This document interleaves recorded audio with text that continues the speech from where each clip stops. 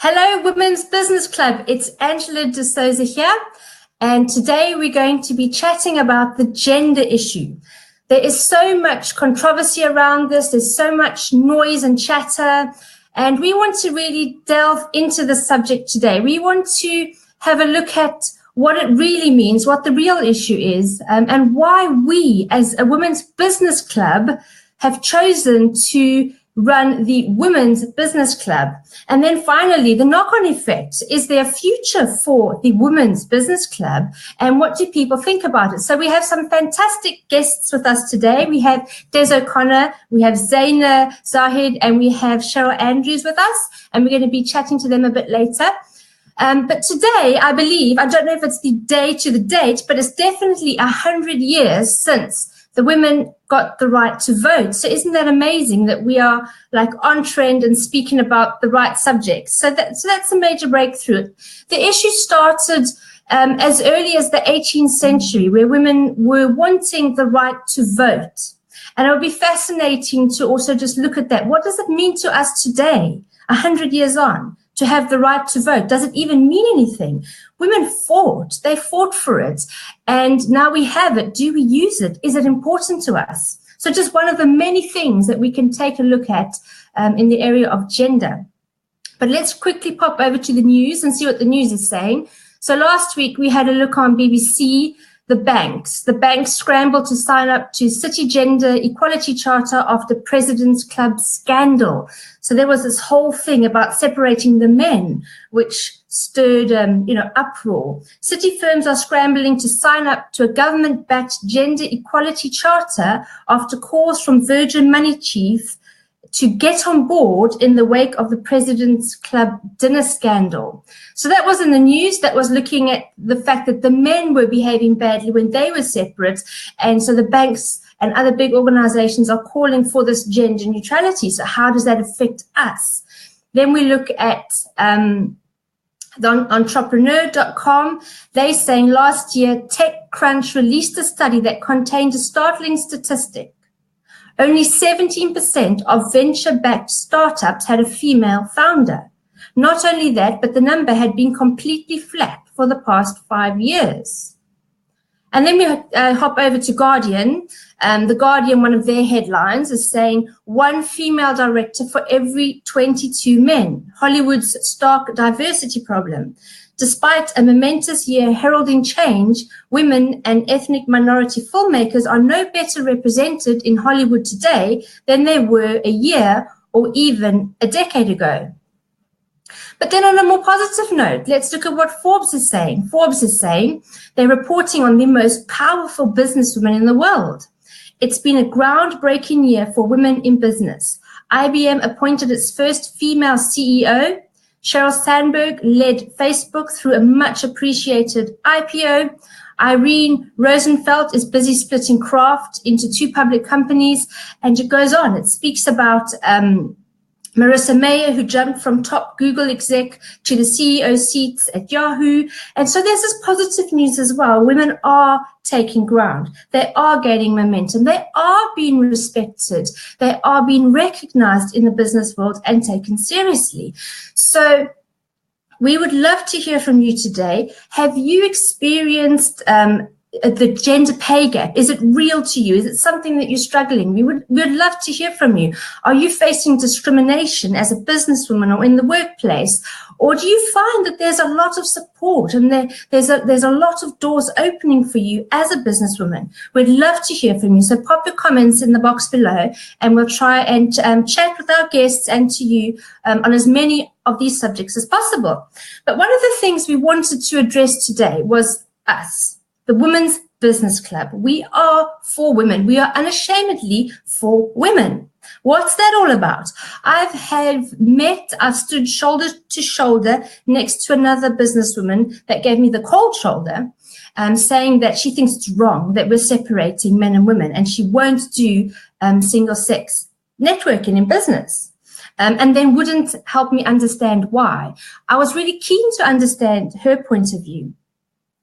Our point of view at the Women's Business Club is that it's very simple. We want to get together as women because we want to get together as women. And it can be as simple as that. We don't need to have a big explanation as to why. I started the Women's Business Club because I wanted to go to a networking event where I could feel comfortable and where I could just be a woman. In the way that I understood being a woman in the business world meant, in a way that it was real to me and applicable to me. So I really started it from that place of frustration with feeling like when I went to mixed networking events, I had to conform. I had to dress and behave and speak to fit into the man's world, even though it was a mixed networking event. That was that, I wouldn't say it was an expectation necessarily put on me by the group, but that was my perception of the expectation.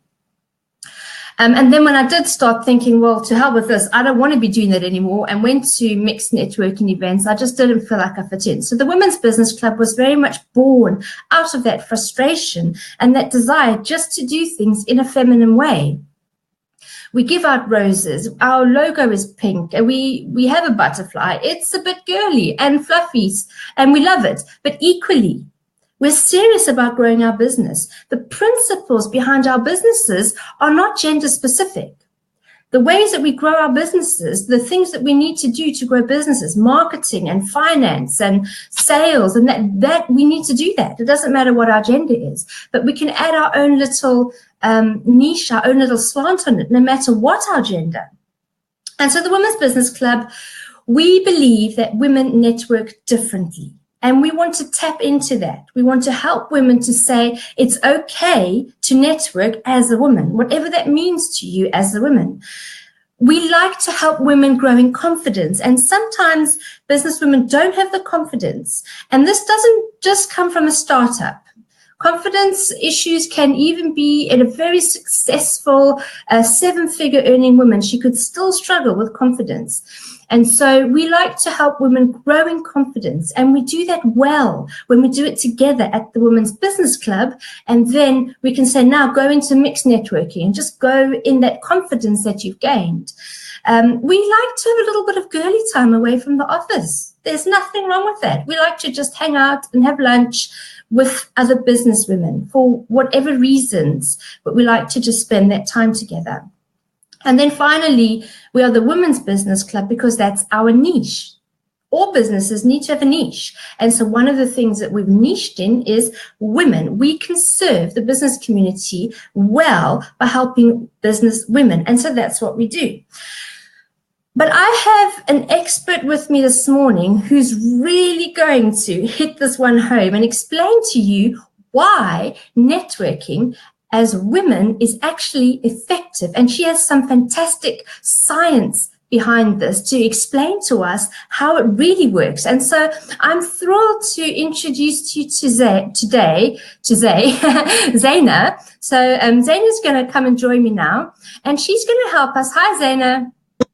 She's going to help us and tell us a bit more from a therapist point of view, a little bit of why she has to network as a woman and the benefits of it and some science behind it. So, Zana, thank you so much for coming on today. I've been so excited about sharing what you have to say because it's just absolutely mind-blowing. And so, Zana, tell us a bit about you, who you are and what your business is. So I'm a kinesiologist, and I help IBS and digestive issues,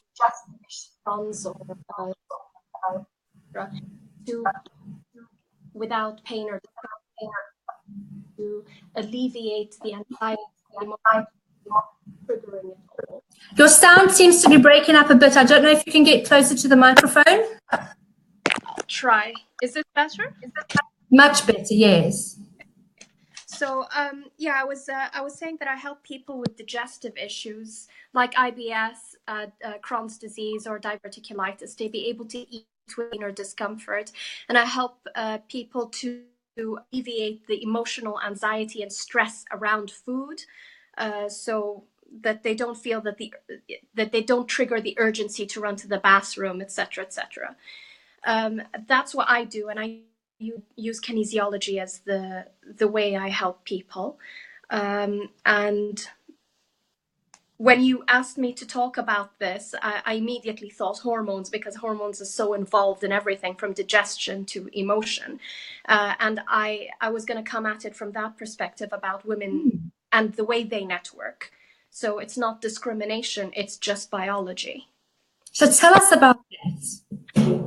So women's hormones, the anti-stress hormone in women, happens to be the stress hormone in men. And men's anti-stress hormone happens to be what stresses women. So for men, making testosterone makes them feel good and relaxed. Whereas if women have high testosterone, they feel really stressed. So if you go out into the world and do work that is like that involves emergencies and solving problems and this kind of thing, that raises testosterone levels. So when we come back home from work, we're shattered. And for men, that makes them feel good. It's not making them feel bad. And the way they raise their anti-stress hormone levels is to go and retreat after a long day's work and then just sit on the sofa and do nothing. For women, what they need to raise their anti-stress hormone, which is oxytocin, for instance, that's one of them. We need to nurture and be nurtured. We need both. And we tend to forget the second one, the be nurtured. And interesting. What does it mean to you, Angela, when I say receiving support and nurture? What does that evoke in your mind? The very first thing that pops to mind would be my husband and him helping me with something. Yeah. That's the first thing that jumped to my mind. Yeah. Do you normally ask for that help? I've learned to. Yeah. I used to just expect it because I thought it was common sense. If I'm doing one thing and there's 10 things to be done, jump in and do one of the others. But I've learned that it doesn't work that way. I have to ask for it, which I don't like doing. Oh, tell me why you don't like asking. Oh gosh, it's such a tricky question. I think I feel more cared for when it's done without me asking. I don't know if that makes sense. Okay. So in networking, do you enjoy sort of chewing through thoughts with other people, like asking them, what do you do when this happens? Absolutely. Yeah. So that's a form of asking for help, wouldn't you think? Like, I think so. Yeah. I love doing that. That's why I go to the women's networking, because I feel I can do it around women because it's natural to us. We like asking for directions. We like asking for opinions. We like asking, what did you do when this happened to you? That is support in our brain. That raises our oxytocin level to ask and receive. But then if somebody asked me for something, I love to give it back. So our oxytocin levels go up when we ask and when we give, both. And I find, and for men, they don't like asking because it takes away their chance to problem solve, and problem solving gives them testosterone. Okay, that's so interesting. Which is why they don't know consciously. I am not going to ask for directions in the car because my testosterone will go down. Okay, they don't do that, but they're hardwired to solve problems. It makes them feel good because the testosterone goes up. They will do it sometimes because you're there and they just want to make you happy. And making you happy gives them testosterone. Okay, I'm going to interrupt you there. I know you have a lot more. I want to add Cheryl to the chat now. Cheryl is our Southampton Women's Business Club leader. And Cheryl was a member for a few years and then she became a leader. So she must know something about networking with women. Now, the one thing that really struck me with Cheryl was she once made a comment that she was attracted to the Women's Business Club. And I think it was the feminine energy, I think you said it was, or something along those lines. So I wanted to chat to you a bit about that side of things, and then also just to maybe chat to Xena a bit about the asking for help. Because I know that you've mentioned that a few times in your Facebook as well. about the importance of asking for help. So tell us a little bit about you, and tell us first what attracted you to the club. Okay, just to say as well, I'm really sorry, Xena, but I couldn't hear anything Xena was saying, so I won't be able to comment or interact on based on what was heard. So I can only hear you, Angela, at the moment. So just if I look like I'm ignoring it, just be mindful I can't actually hear anything that Xena was saying. So, so going back to the question, why did I join Women's Business Club? As a woman in business, I've been in the corporate world. I'd been a manager for the Halifax, and I think I reached a point in business where I realized I was holding space for other people, a bit like you, Angela, where I would see people needed help and I'd offer the help. But people weren't seemingly seeing the help that I needed, and they weren't offering me the help. So I had to be able to ask for help. And I realized I'd reached a point in my business where I was supporting my family, I was supporting my friends, I was supporting my clients, but I didn't have somewhere where I felt I could show up as the whole of me. And so Women's Business Club for me, when I visited, it gave me, and I call it that it's feminine energy. I do refer to that, but I don't think it's about gender. And it's just a shame that we have the masculine and feminine, but there's the logical side of our brain, which is very structured and very process driven and systems, which, you know, men or women, we both have that in our brain. That's how we operate. And we have the nurturing side, the emotional side, the tapping into how we feel about stuff. And I'd been networking, and a bit like you, what I'd realized, I was showing up in my suit, I was doing my professional thing, but it felt very like I'd overdeveloped my masculine energy over the years in business, and that I needed a space where I could be professional and be feminine. So that's part of the reason I went there. The rose really made a big difference to me. It was like being handed this rose. It was just a feminine touch, and I hadn't really been given flowers. And my husband buys me flowers occasionally, but it just had a real impact on me emotionally. It felt like there was this very structured business agenda, and there was a brand, and there was purpose, and there was vision, and there was a need to your charity about the slaves really pulled me in. So it had all of what I could see and feel and experience in what I would call the masculine logical side of business. But the little personal touches, the Wonder Bra session, the rose, left me to feel like I was going to have a space where I could be authentic, I could be true. So you had the business presentation, and then there was the section where it says, okay, so what challenges you have? There's an assumption that we'd all have a challenge, so let's put it on the table and let's see how we can help each other out. And I think it was the first time, it took me quite a long time to get there, where I felt comfortable as a woman to admit in a group that I had problems, because I always thought that if I said I couldn't do this, people would lose confidence in me.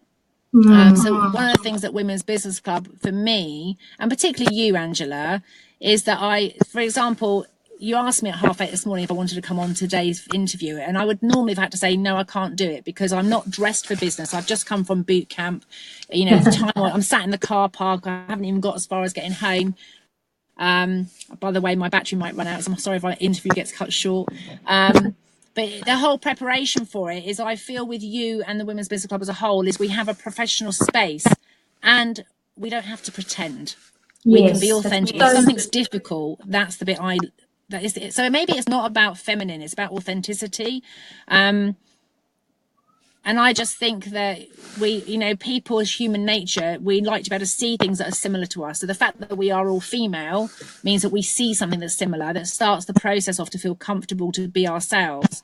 But I spend my whole time working with people in mixed groups to help them to be okay showing up as the whole of them. Yes. But most of them are not okay with talking about their feelings. And so I felt that's what I was going to get from Women's Business Club, and have got. Okay, thank you.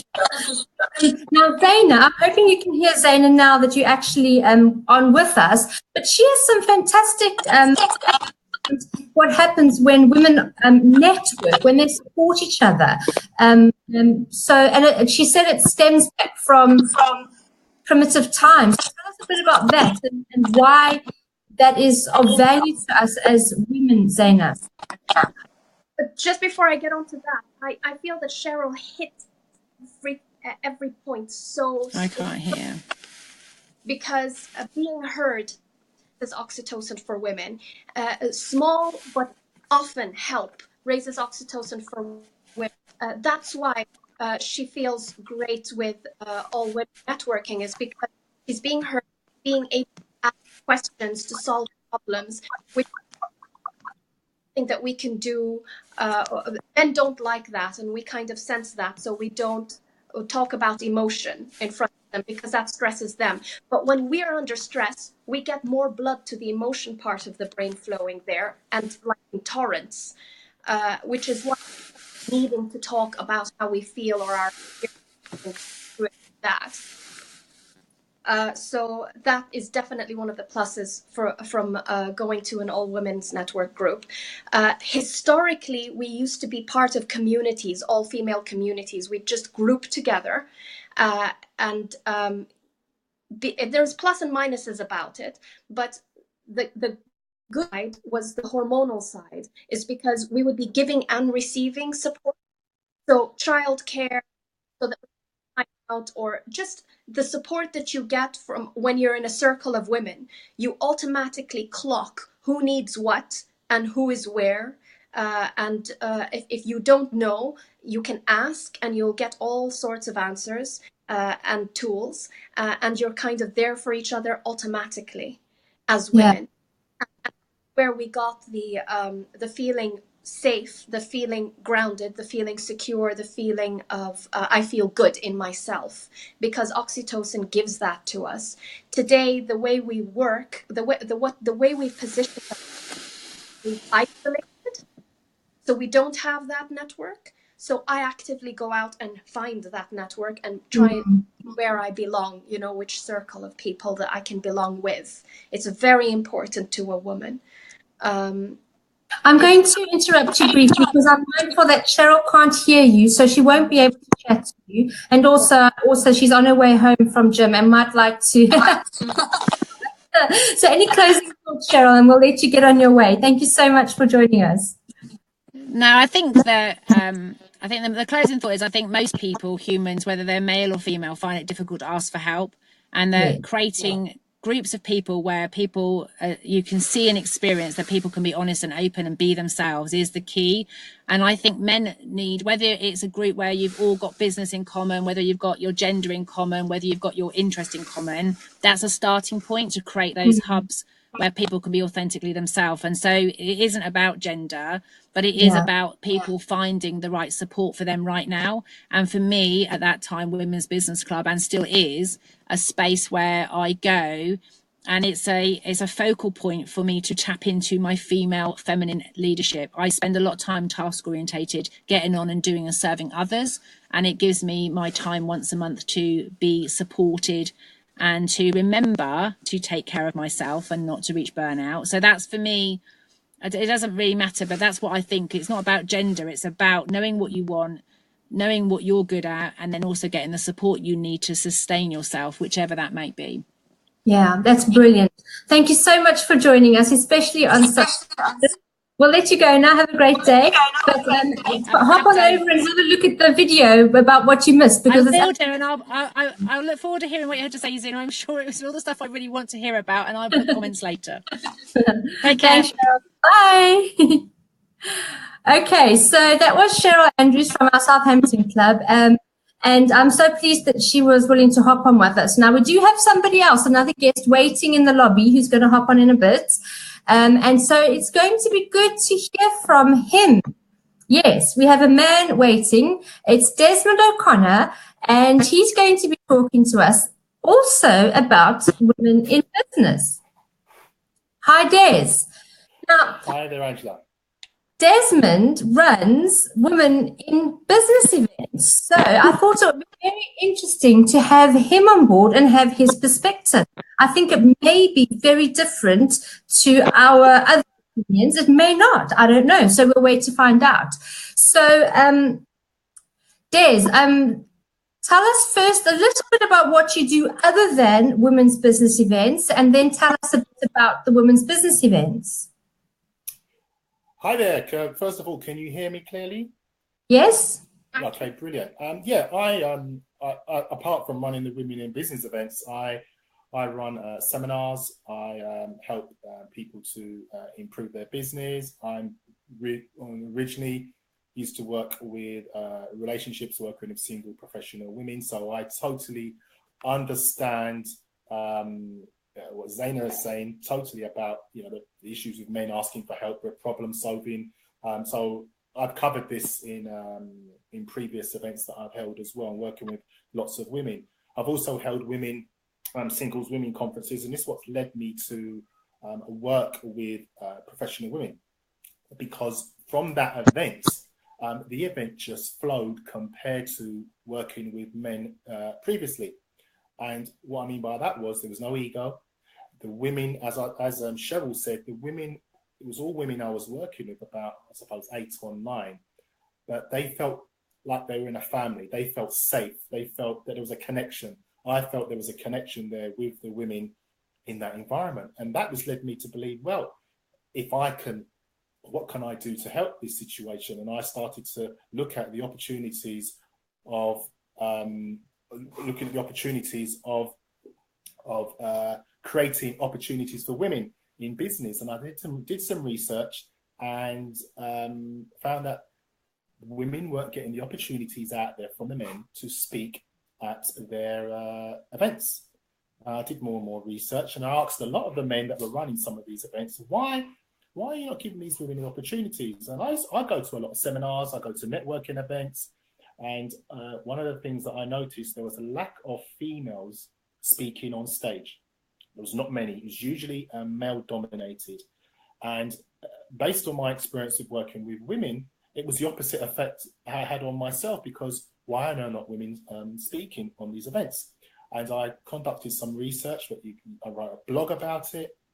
And the feedback that I found from the men, which is quite interesting. There were some, obviously the men that are running these events want to make money.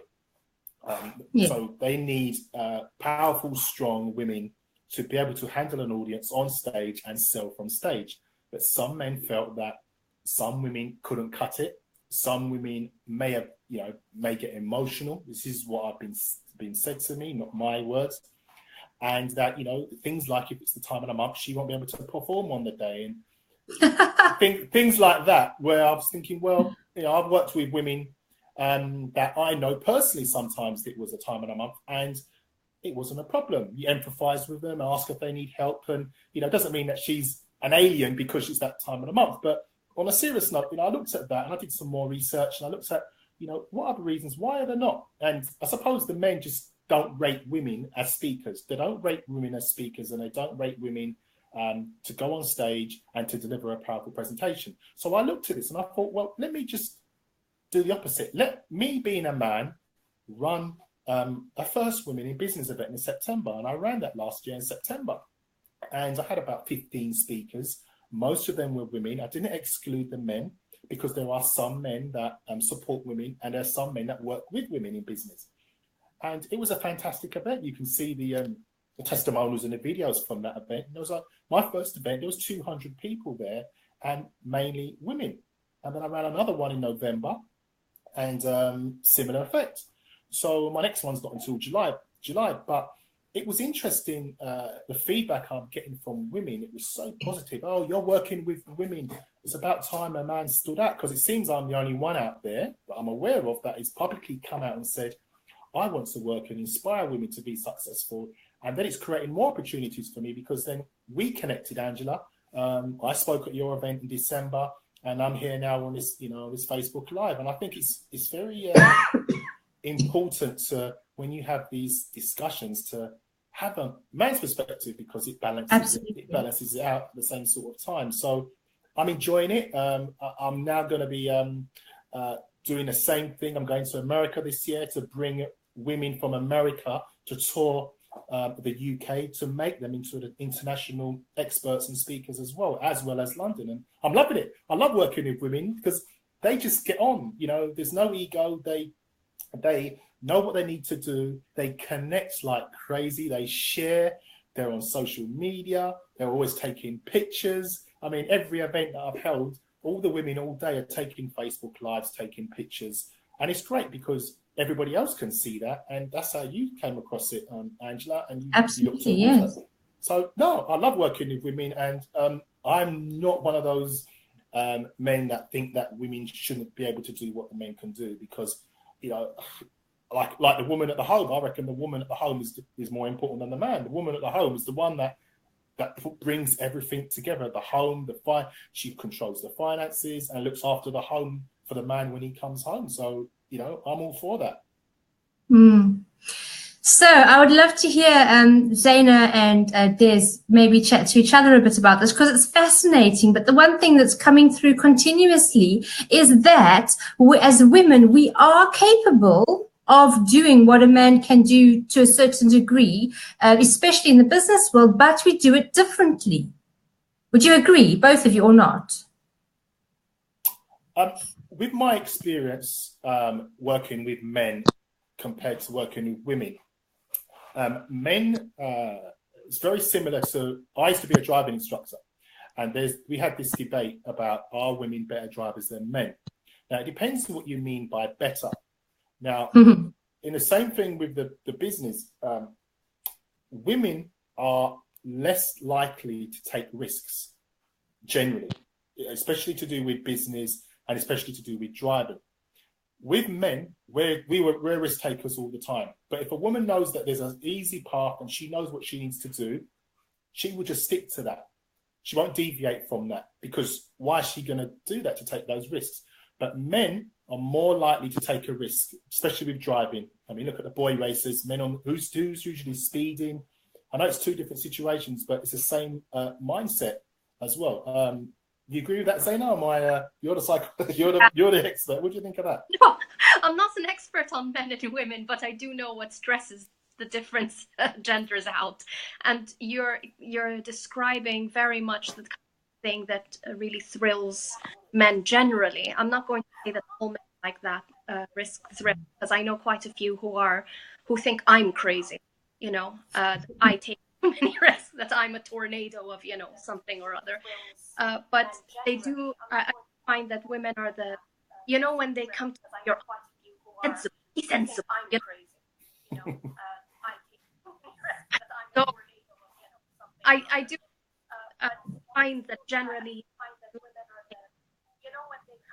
Do you think that it's because they're brave, like they're brave?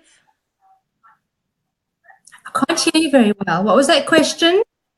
Do you feel that they take more risks because it's a kind of a brave sign? That they're more... I wonder about the risk thing, because I'm quite a risk taker in many ways. I'm a massive believer in feel the fear and do it anyway. And I don't think I could have got to where I have in life if I didn't take those risks. And I'm actually planning some major risks for the next few years. And is there echo? I seem to pick up some feedback here. Anyway, so I don't know, is that a gender thing? Do men get more thrill from the risk? But maybe that's the thing, because I would take a risk, but I'd be completely drained by it. I will be, you know I have to take the risk, but it's not something that I enjoy doing or find comfortable. I take the risk because I know that that's what I have to do to get to where I want to get to. Now, Des, do men take risks and feel energized by them? And also, is it a gender thing or is it a temperament thing? You know, I am a particular temperament. I'm an introvert. Would an extrovert get full from a risk and an introvert drained? It could just be a temperament thing as opposed to a gender thing. So I don't think any one of us will have the actual answer, but I'd just love to hear your opinion. With all I can base it in is how I am as a man, and my experiences with the men and the women, comparing that. And based on what you said, you Angela, you take risks, but you don't enjoy doing it. With us men, we love taking risks. We love those problems. It's all linked with problem solving. We love to solve problems. Whereas women, as you said, you feel it uncomfortable. You don't really like it. We love that feeling. We love to, because at the end of the day, we are goal focused. So at the end of the day, if we can achieve, for example, me, I didn't know if my bet was going to be successful. I bet it was very successful. And now I feel, I've taken a big risk, and it was a very big risk. I had a lot of people didn't think I'd be able to pull it off, 15 speakers, and then the next one is 22 speakers. But I took that risk, and it worked. And I felt very good about that. And but on the different side, as you're saying, you don't like it feels uncomfortable for you taking risks. There's something inside you that's not making you feel uncomfortable about that. But with men, it feels right. It feels good, because that's how we're made up. So that could be the difference then. Sometimes in business, as women, we have to do things that may appear masculine, and we have to function in a masculine way, but we're still feminine. So the impact it will have on us will be different to a man doing particular things in business. But at the end of the day, we have to do what we have to do to build the businesses. For example, I took a very intense public speaking course, led by a man, a brilliant man. He was absolutely amazing on every level. But when I came away from that training and went and put what I learned in practice at an event, one of the ladies said to me that it didn't really look like me. It was very masculine. And so what I had done is I had taken what he had taught and I'd applied it exactly as he taught, but it didn't suit me. The way my people that knew me, they weren't comfortable with the way that I was now speaking, the method I changed. And so I haven't quite decided. I think I'm going to take part of it, and I'm going to take part of what I'm comfortable with, and come up with my own unique way that I'm comfortable with, but that still gets results and is effective. But I don't know, again, if that was a gender thing, or if it was just a case of women who speak in that way will sell. They will get better results than women who aren't willing to speak in that way. Again, I don't have the answers, but Xena, you're nodding or shaking. Shed some light on this. Yeah, I don't think that there's one way to sell. I don't think there's one way to speak. I think the way you speak will appeal to your personal client. So, I don't know what he taught you, and I wasn't present in your event. But if your following is telling you that wasn't you, then you weren't speaking anymore to your following. Yeah. Oh, that makes perfect sense. That really does.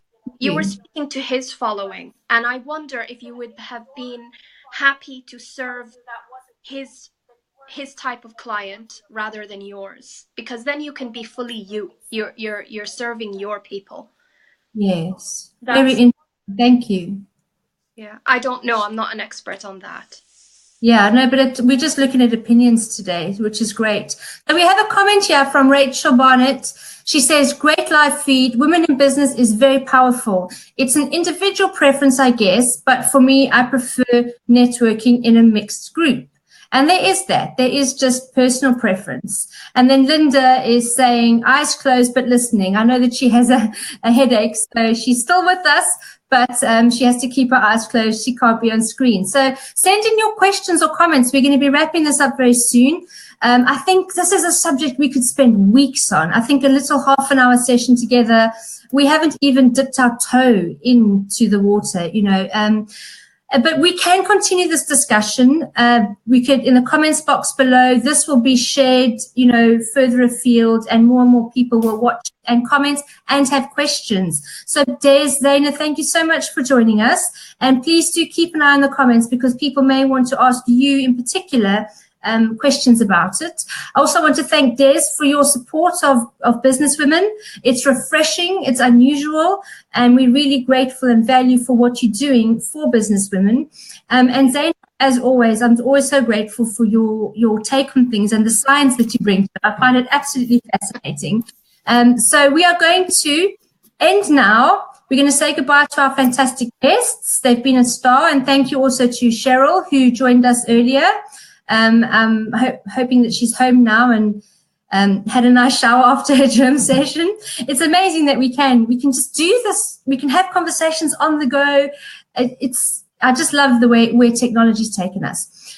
So I hope that we've got another comment. Jordan's commented. She said, I've lost it. She said, I think for me, it's more about removing the competitive side. I'm always very competitive with everything, but I'm definitely more competitive when it comes to working with men. Personality thing, question mark. So another opinion, another side of the story. Is it a personality thing or is it a gender thing? Is it, what is it that makes us be competitive? What drives us? I think that we could go on with this forever. So I'm going to have to end now, and we're going to have to continue this discussion in the comments box over time, but we'll definitely bring it up again based on your feedback and your comments. But for now, please do just come and visit a women's business club or one of Des's women's events. If you have an opinion about women-only events and you've never tried one, I would ask that you just try one and then form an opinion. Maybe go more than once, because the first time you might be a bit, critical. But definitely come along to a women's only event and see how it is different. We are just nurturing creatures. We're networking creatures, and there's so much value in it. So thank you everyone for watching. It's been great to have so many of you involved, and we look forward to chatting to you down in the comments box. Bye.